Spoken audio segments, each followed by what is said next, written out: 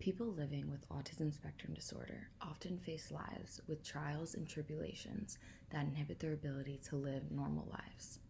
Parents and families of those with autism spectrum disorder also are faced with difficulties as they try their best to give their loved one or loved ones with autism spectrum disorder a life full of love and happiness.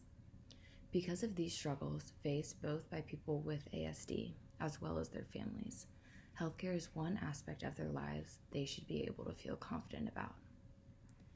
In America today, health insurance policies prove to be inadequate for people on the spectrum, refusing to cover the cost of treatments and therapies for people with ASD.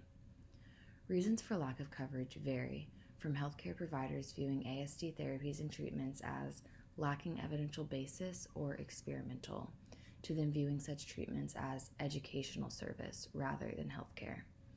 In recent years, however, states across the country have begun forming their own policies that mandate insurance carriers provide coverage for autism care.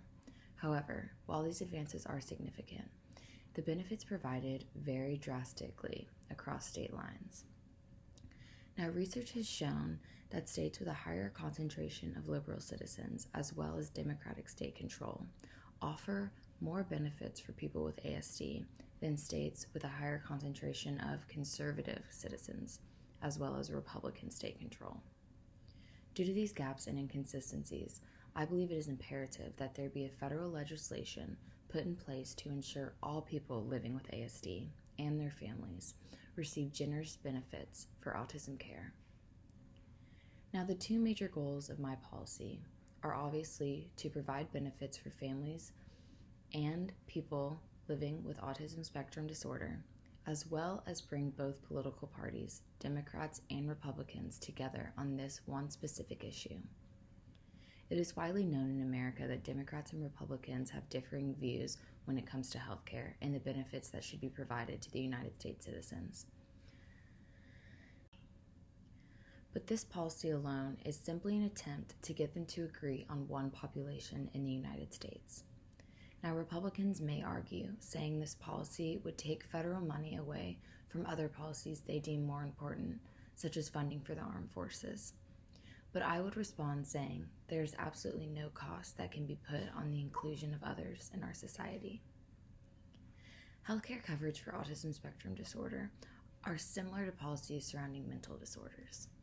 Many insurance companies do not view mental disorders the same as physical ones, putting more emphasis on providing healthcare coverage to those with physical ailments. While physical health is obviously incredibly vital, mental health is just as pressing. For those living with autism spectrum disorder, it is more likely that they will develop a mental disorder in their lifetime when compared to someone who is not on the spectrum. Mental disorders in all people, not just people with ASD, can cause sequential physical health problems. Because of this, it is imperative that the slogan, "Mental health is healthcare," begin to gain traction in these United States. So, another goal of my policy is to increase the awareness of mental health conditions for all people, but especially in the ASD community. I'm very proud of this legislation, as I have a sister who lives with autism spectrum disorder. I see every day how the healthcare system fails my family and my sister when it comes to providing benefits for the essential life-changing services that my sister desperately needs. I feel as though I have been called to advocate for the ASD community through my career in social work, and I think this would be an amazing step. Experiencing ASD firsthand has brought struggle to my family, of course, but it has also brought so much more joy and light. Watching my sister grow each and every day into the person she is meant to become gives me so much hope for the future. All I wish for my sister is a life where she feels included and loved by everyone around her. This includes the healthcare system. I hope that she grows up knowing that she is taken care of, no matter what she goes through. Now, a question I pose for my group members is this: do you believe that developmental disorders, such as autism spectrum disorder, should qualify as healthcare? and subsequently receive benefits resembling physical health costs? And similarly, do you believe that mental health disorders should qualify as healthcare and receive benefits resembling physical health costs?